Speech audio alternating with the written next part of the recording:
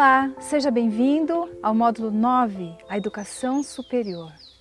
Nesta primeira aula, nós vamos estar falando sobre a educação superior neste mundo.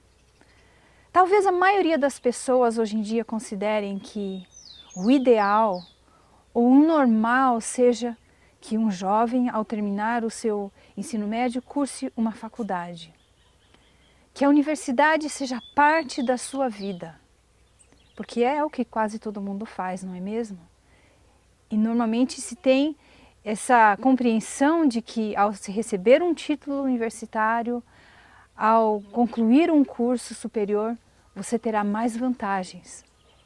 Agora existem algumas pessoas que ao estudar os princípios da verdadeira educação e verem todo esse foco na missão, às vezes consideram que a educação superior pode atrapalhar a vida de uma pessoa e pode atrapalhar o seu relacionamento com Deus. E neste módulo nós vamos olhar a essas duas possibilidades. Como será que Deus considera o ensino superior? Será que nós deveríamos buscá-lo? Se buscarmos, como que ele deveria ser feito? Nós vamos tentar responder essas perguntas para você. Na verdade, Deus não condena o ensino superior. Mas ele deixa algumas instruções bem específicas. Porque para Deus, o ensino superior, na verdade, não deveria ser uma norma, simplesmente uma norma para todas as pessoas. Mas ele deve ser um chamado. Ele deve ser considerado um chamado de Deus com um propósito específico. E nós vamos entender o plano maravilhoso de Deus para a nossa vida nessa fase do ensino superior. Vamos primeiramente analisar como Deus considera a aquisição de conhecimento. Para Deus, adquirir conhecimento, desenvolver a sabedoria é algo essencial. O fato de que talvez temos alguns conselhos que nem todos deveriam fazer uma faculdade ou um curso superior não indica que essas pessoas não deveriam buscar o conhecimento de alguma outra forma. Olha só o que diz essa citação do livro Parábolas de Jesus, página 333. O homem iletrado que é consagrado a Deus e aspira a abençoar os outros pode ser e é utilizado pelo Senhor em seu serviço. Mas os que com o mesmo espírito de consagração tiveram o benefício de uma instrução completa, podem fazer obra muito mais extensa para Cristo. Estão em posição vantajosa. O Senhor deseja que obtenhamos toda a instrução possível, com o objetivo em vista de partilhar com outros nosso conhecimento. Nós vemos aqui então que Deus abençoa todo aquele que se consagrar a Ele, tanto a pessoa mais humilde que talvez não teve como fazer um curso, como desenvolver mais suas habilidades, como aquele que teve a oportunidade de estudar. Mas o ponto em comum aqui é a consagração a Deus e o desejo de usar esse conhecimento para servir ao próximo. Buscar conhecimento, buscar a excelência é parte do plano de Deus, contanto que o seu objetivo seja de compartilhar o amor de Deus ou compartilhar esse conhecimento adquirido com as outras pessoas. Sempre subir, sempre no nível pessoal, sempre melhorar. Não se satisfazer com um nível que te traz a honra do mundo, mas fazer o seu melhor. Que muitas vezes a gente fica satisfeito por estar um pouco mais alta média. O pessoal te respeita se você passou da média. E quando na verdade pode ter sido só um dom. Ou que você tem mais talento e não que você se esforçou. E então sempre buscar melhorar, sempre melhorar as oportunidades que vêm a você e todo dia aprender alguma coisa e aplicar rapidinho. Quando um jovem chega nessa fase da vida de escolher o que ele fará no futuro, se ele irá cursar uma faculdade ou não, existe um ponto muito importante. Ele precisa buscar o conselho diretamente de Deus.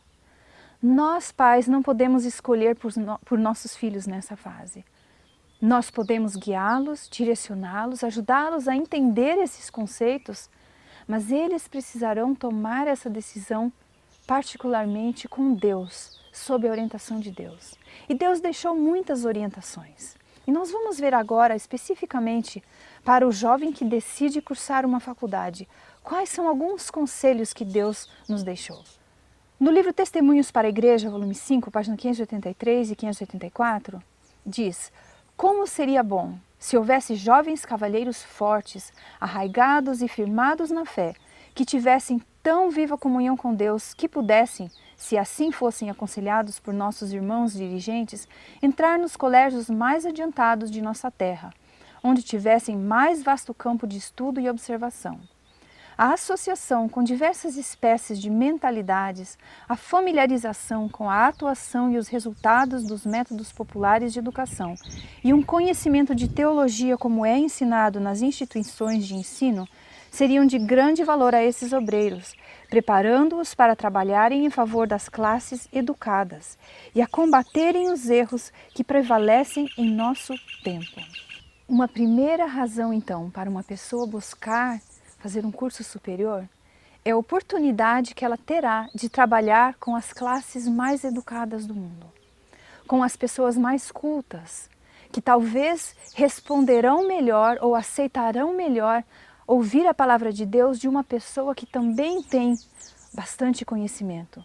Se bem que nós já vimos inúmeros exemplos no passado de pessoas simples que conseguiram alcançar o coração de pessoas mais cultas simplesmente pela sabedoria especial que Deus dotou a elas. Mas é importante nós entendermos que existem classes de pessoas que talvez só sejam atingidas por pessoas que estejam semelhantemente no mesmo nível educacional, no mesmo nível de conhecimento, de aquisição de conhecimento que eles estão. Agora, sabemos que muitas vezes é difícil você conseguir realizar alguns cursos, ou pelo menos a certos níveis, numa universidade cristã, que tenha os seus mesmos princípios e valores. E nós temos também conselhos para esse tipo de aluno universitário. Aquele que talvez tenha que frequentar uma escola secular e passar por muitas provações a mais do que talvez ele passaria num ambiente cristão. E o conselho deixado para esses jovens é o seguinte: seria perfeitamente seguro que nossos jovens ingressassem nos colégios de nosso país, nas escolas públicas, se eles se convertessem cada dia. Se, porém, se sentirem em liberdade de ficar desprevenidos um só dia, nesse próprio dia Satanás estará postos com as suas ciladas e eles serão vencidos e levados a andar em falsos caminhos, caminhos proibidos, caminhos que não foram preparados pelo Senhor. Manuscrito 8b de 1891. Quando Ellen White escreveu esse conselho, ela estava escrevendo especificamente a um grupo de jovens que desejava ou sentia o chamado de cursar a faculdade de medicina, que na época não era oferecida em nenhum dos colégios adventistas. Então o conselho dela para qualquer jovem que precise fazer um curso em um ambiente não cristão é esse: que todos os dias eles devem iniciar em comunhão com Deus, porque o inimigo é astuto. E se um dia nós estivermos despreparados, ele pode influenciar negativamente a vida daquele jovem com algo que será exposto numa sala de aula, talvez por um professor não crente. Um outro propósito que é mencionado nos conselhos que temos sobre o estudo em uma universidade é o propósito exclusivamente missionário. Você se lembra que no início desse curso nós conversamos sobre os valdenses e como os jovens valdenses, eles propositalmente se matriculavam em uma universidade com a intenção de levar o evangelho para as pessoas que ali eles encontrassem. Este ainda é um propósito de Deus, talvez, para muitos jovens. Nos manuscritos 22A de 1895, nós lemos: os que têm o Espírito de Deus, estando plenamente imbuídos da verdade, devem ser animados a ingressar em faculdades do Estado e viver a verdade, como Daniel e Paulo o fizeram. Cada um deve procurar ver qual é a melhor maneira de introduzir a verdade na escola, para que a luz possa difundir-se. Mostrem eles que respeitam todas as regras e regulamentos da escola. O fermento começará a atuar. Interessante nessa citação é que ela aconselha os jovens a respeitar os regulamentos da escola, a ser um exemplo. Mas, acima de tudo, para nós sermos um exemplo em um meio secular, é importante que, em primeiro lugar, nós respeitemos os princípios da palavra de Deus. E você já deve ter ouvido inúmeras histórias de jovens que se recusaram, por exemplo, a frequentar aulas ao sábado, se recusaram a participar de certas atividades ou a se envolver em certos assuntos de estudo que não condiziam com a vontade de Deus e foram verdadeiras luzes, tanto para os seus colegas como para os seus professores igualmente. O interessante desses conselhos que nós temos é que todos eles são voltados para a missão. Todas as razões por que uma pessoa deveria se ingressar numa faculdade precisam estar relacionadas ao desejo de servir a Deus de uma forma talvez mais ampla ou em atuação em um meio que talvez seria mais difícil para uma pessoa comum entrar. Mas esses conselhos também são seguidos de recomendações e de advertências em relação aos perigos que se podem ser encontrados num ambiente de educação superior. Vários conselhos foram deixados a nós e nós estaremos mencionando aqui alguns desses perigos. Perigo número 1, que a vida se torne uma série de formalidades, professamente cristã, mas sem o sacrifício próprio, como o de Jesus. Isso está no livro Educação, página 264. Ao ingressar em uma faculdade, o jovem normalmente se envolve tanto no estudo e fica tão empolgado com as novas habilidades que está adquirindo, que ele corre esse risco de deixar a sua vida devocional, a sua comunhão com Deus em segundo plano. E também devido às exigências, dedicar menos tempo às coisas de Deus e mais tempo ao estudo. Portanto, esse é um perigo real. Número 2. Ouvir palestrantes altamente intelectuais, mas que minam as declarações da Bíblia e levam à descrença. Esse conceito está no livro Mensagens Escolhidas, volume 3, página 232. Em uma faculdade também nós temos sempre a oportunidade de ouvir grandes palestrantes, doutores, mestres em áreas específicas, pesquisadores. E essas informações que nós recebemos dessas pessoas, ali no meio acadêmico, realmente nos impressionam. Mas também podem minar a nossa fé na palavra de Deus ou nas verdades que a palavra de Deus apresenta. É preciso ter cuidado também ao sermos influenciados pelos grandes homens e grandes pensadores do mundo. Número 3. Exposição a ensinos que misturam erros com a verdade.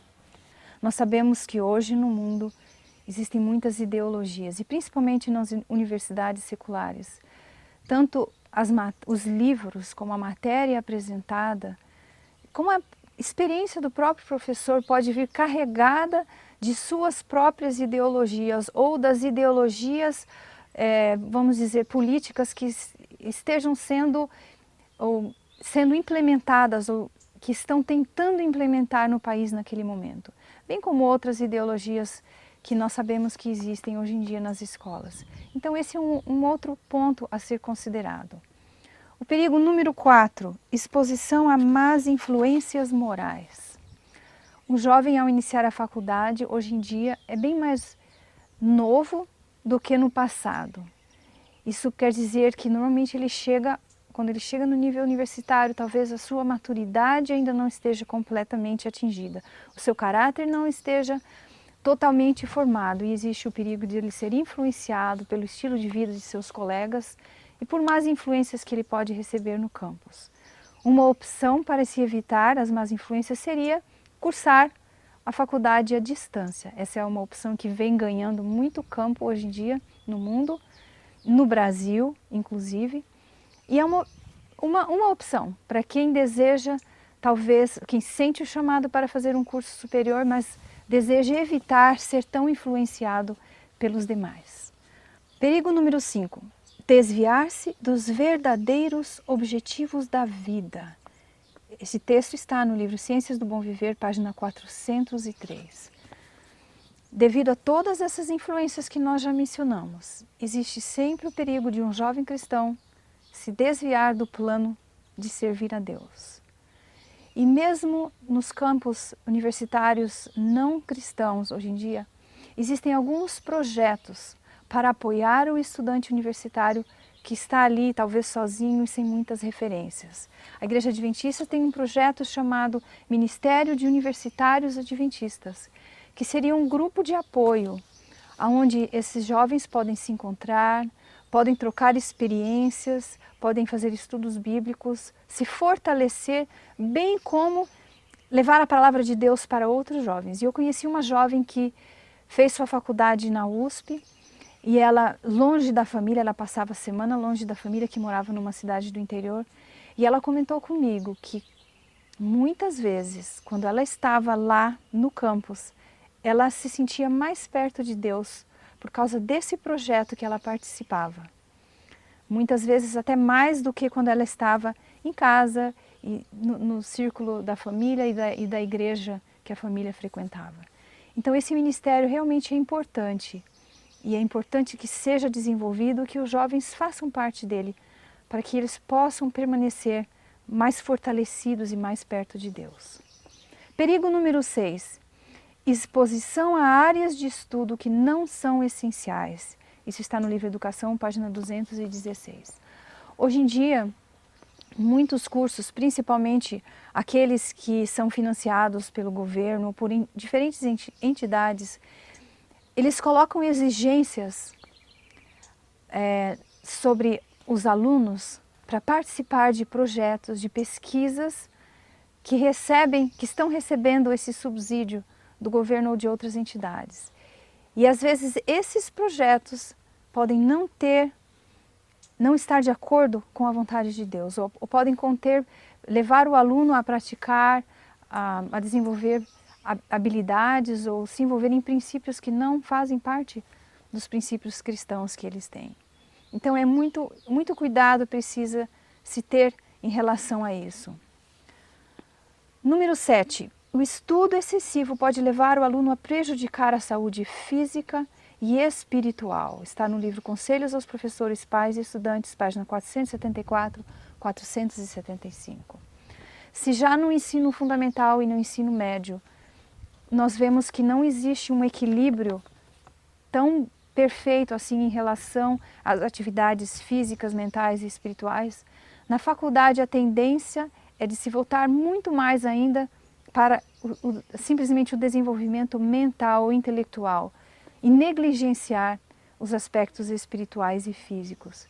Então, todo aluno que opta ou que sente um chamado a fazer uma faculdade, talvez ele precisará desenvolver um programa de atividades físicas sozinho.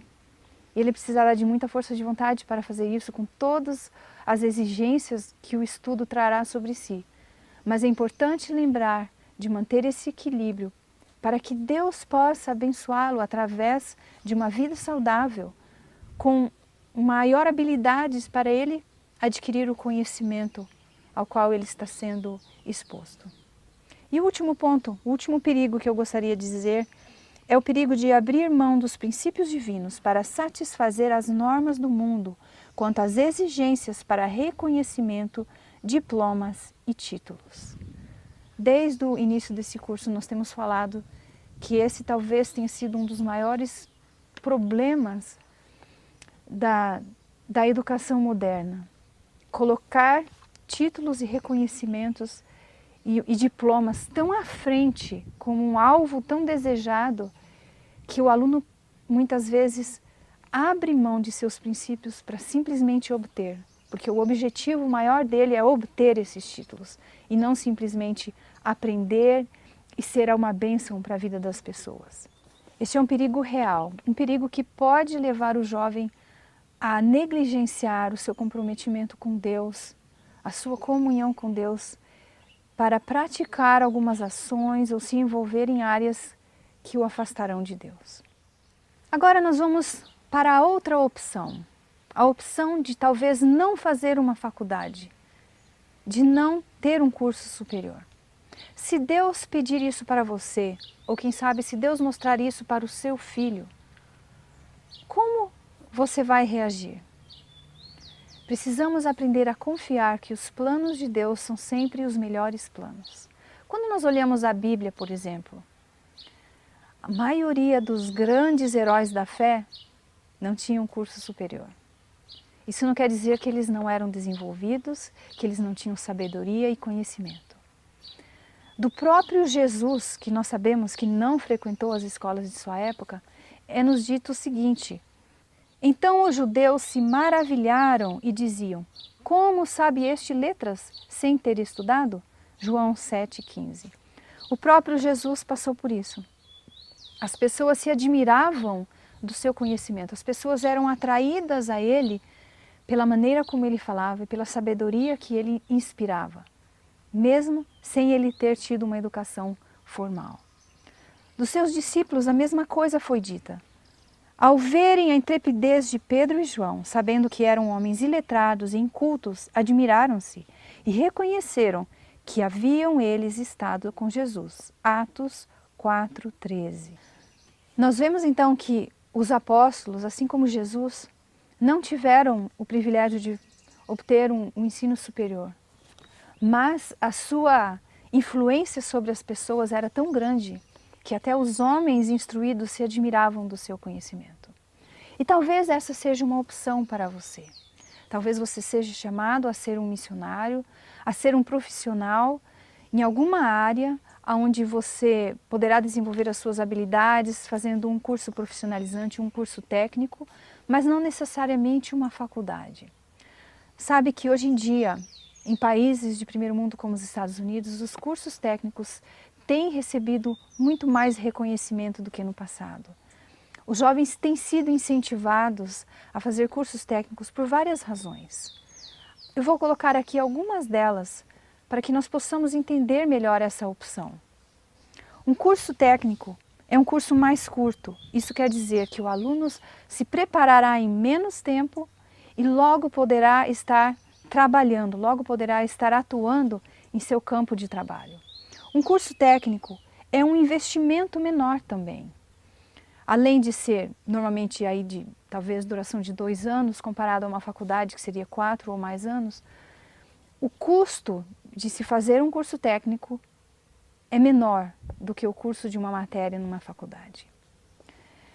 Levando esses 2 pontos em consideração, uma outra coisa que tem se notado hoje em dia é que existe um menor índice de desistência. Numa faculdade, por ser mais cara e por ser mais prolongada, hoje em dia existe muito mais desistência do que num curso técnico, que seria um curso menor e mais barato. Existe maior segurança no emprego, por incrível que pareça. Muitos jovens formados numa faculdade hoje em dia acabam não encontrando emprego. E o índice de desemprego entre pessoas com uma formação universitária tem aumentado cada ano mais e mais. Por outro lado, quando você olha ao mundo técnico dos profissionais, a maioria das pessoas que trabalham nessas áreas técnicas são pessoas mais idosas, que já estão perto de se aposentar. Por quê? Porque nessas últimas décadas, esse conceito de que se o jovem não tiver uma faculdade, ele não tem um futuro, foi muito bem implantado. E a maioria dos jovens se desviaram dos cursos técnicos buscando uma faculdade. Então existe, na verdade, hoje em dia, uma falta de profissionais em áreas técnicas, como eletricidade, né, um encanador, ou uma pessoa que conserta máquinas de lavar, geladeiras, fogões, coisas assim. Hoje em dia, se você parar para analisar, é bem complicado você conseguir uma pessoa com rapidez para consertar um equipamento. Por quê? Porque os profissionais, de um modo geral, eles estão sobrecarregados de trabalho, porque não existem tantos profissionais nessa área. Então, nesse sentido, recomenda-se que mais pessoas invistam em uma área técnica do que buscarem simplesmente estudar uma faculdade e não ter esse conhecimento prático que é tão necessário na rotina do dia a dia de todos nós, de todas as pessoas. Mais uma vantagem que é colocada é que no curso técnico existe mais conhecimento prático do que teórico. Normalmente num curso técnico a prática acompanha o aluno desde o seu início. Ele começa a estudar a parte teórica e juntamente ele pratica o que ele está aprendendo. Numa faculdade, normalmente você passa alguns anos estudando a parte teórica e no final você entra nos estágios e você tem a possibilidade de praticar. Então as pessoas olham a isso também como um ponto positivo dos cursos técnicos, que o aluno já sai de lá sabendo o que ele vai fazer. Quando nós analisamos esses pontos que acabaram de ser colocados, nós conseguimos ver alguns paralelos com princípios que foram deixados por nós através dos conselhos de Deus. No livro Fundamentos da Educação Cristã, página 337, diz: o Senhor não está a favor de que sejam gastos tanto tempo e dinheiro com umas poucas pessoas que vêm a Battle Creek, a fim de obter melhor preparo para a obra. Em todos os casos deve haver a mais atenta consideração quanto à melhor maneira de gastar dinheiro na educação dos alunos. Ao passo que tanto se emprega para pôr uns poucos em dispendioso curso de estudo, muitos há que se acham sedentos do conhecimento que poderiam obter dentro de alguns meses. 1 ou 2 anos seriam considerados grande bênção. O conselho aqui então é que, em vez de investirmos tanto e por tanto tempo na obtenção de curso, que provavelmente devido ao custo, né, proverá estudo para apenas alguns jovens, seria melhor oferecer cursos mais curtos, onde menos dinheiro fosse gasto para que mais jovens pudessem ter a oportunidade de alcançar. Um segundo ponto, no livro Fundamentos da Educação Cristã, página 350 e 351. Depois de haver sido dedicado ao estudo um período de tempo, ninguém aconselha os alunos a entrarem novamente noutro curso de estudos, mas antes a entrar na obra para que se estiveram preparando. Sejam aconselhados a pôr em prática as teorias que eles já obtiveram. Daniel adotou este procedimento em Babilônia. Ele pôs em prática o que aprendera sob a direção de tutores. Busquem os estudantes a orientação celestial muito mais do que têm feito até agora. E não tomem nenhuma medida, mesmo que seja recomendada por seus professores, a menos que tenham humildemente buscado sabedoria de Deus e recebido sua guia e conselho. Nós vemos aqui a importância do trabalho prático. Você estudou algo teórico, pratique para que você desenvolva melhor aquela habilidade. Depois de um tempo praticando, quem sabe você pode fazer um novo curso e pôr em prática novamente. Após ouvir todos esses comentários, você pode estar se perguntando, mas será que isso funciona realmente? Eu não conheço ninguém que deixou de ir para uma faculdade e foi bem sucedido na vida. Eu gostaria de colocar 2 exemplos para você, de jovens adventistas que sentiram um chamado de Deus para não cursar uma faculdade. E qual foi o resultado na vida deles? O primeiro é um jovem chamado Paul Dysinger. Paul, ao terminar o seu ensino médio, sentiu no coração que Deus, naquele momento pelo menos, não desejava que ele fosse para uma faculdade. Paul havia crescido no campo com seus pais, numa fazenda que cultiva produtos orgânicos. Ele entendia do assunto, ele tinha passado a vida dele trabalhando ali com seus pais. E ele sentiu um chamado para ensinar outras pessoas sobre o cultivo orgânico. Então, logo após terminar o ensino médio, ele fez um curso profissionalizante, o técnico, para preparar um curso online para ajudar famílias e pessoas a desenvolverem as habilidades na cultura orgânica.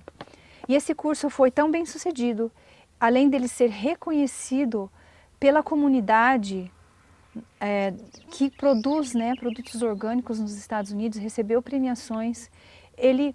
Hoje ele recebe o sustento suficiente para a sua família através desse curso que ele preparou. e ele pôde optar por ser um missionário a Deus. Hoje o Paul trabalha no Hope Lives 365, que é um ministério, é uma escola bíblica do pastor Mark Finley, na Virgínia. O Paul e sua esposa são instrutores bíblicos e instrutores na área de saúde nessa instituição. Então eles conseguiram conciliar o êxito no financeiro suficiente para o sustento, a ponto deles poderem agora se dedicar totalmente à obra de Deus. E um outro jovem, que por coincidência é primo do Paul, chamado Jonathan Dysinger, também passou por uma experiência incrível. Aos 15 anos, em 2010, ele que já tinha crescido numa fazenda também e ajudava o pai, ele foi introduzido ao mundo dos equipamentos agrícolas. Na verdade, Jonathan cresceu como aquele menino curioso, sempre inventando coisas, inventando máquinas. E aos 15 anos fizeram uma proposta que ele desenvolvesse uma colheitadeira de verduras. E por um tempo Jonathan tentou, desistiu, ficou meio desanimado, mas até os 19 anos ele conseguiu criar a sua primeira colheitadeira. E a sua invenção foi tão boa, foi tão bem aceita no mundo dos fazendeiros norte-americanos, que ele conseguiu a patente do seu produto aos 19 anos de idade, conseguiu vender o seu produto através de uma empresa de catálogos que vende produtos agrícolas. Alguns anos depois ele percebeu que não estava dando certo aquela parceria e ele resolveu vender, abrir a sua própria empresa e vender diretamente os seus produtos. A essa altura ele já havia criado equipamentos para a manutenção daquela primeira colheitadeira e outros equipamentos para favorecer o cultivo de produtos orgânicos em pequena escala. Hoje o Jonathan, por volta dos seus 23 anos de idade, tem a sua própria empresa que se chama Farmers Friendly LLC. Ele tem os seus próprios funcionários, uma equipe grande, que trabalha junto com ele na produção e na venda dessas colheitadeiras de verduras para pequenos produtores, bem como outros materiais que beneficiam os agricultores em pequena escala. Esses são apenas 2 exemplos de jovens que resolveram ouvir a voz de Deus, são jovens humildes, optaram por não seguir um curso superior e entenderam que a sabedoria de Deus é loucura para o homem, assim como a sabedoria do homem é loucura para Deus. E eles são bem-sucedidos, mas acima de tudo são cristãos e podem testemunhar de Deus através do seu trabalho. Eu não sei qual é o chamado que Deus tem para você ou para os seus filhos, mas o importante é nós termos a mente aberta, olharmos a todas as possibilidades, não nos deixarmos ser levados pela onda de pensamento do mundo, mas permitirmos que Deus nos coloque aonde Ele deseja que estejamos colocados, seja numa faculdade, ou seja num curso técnico, ou seja desenvolvendo uma habilidade natural que talvez você já tenha. O importante é que Deus conduza os seus passos, Deus seja o guia que vai lhe mostrar o caminho certo para você seguir.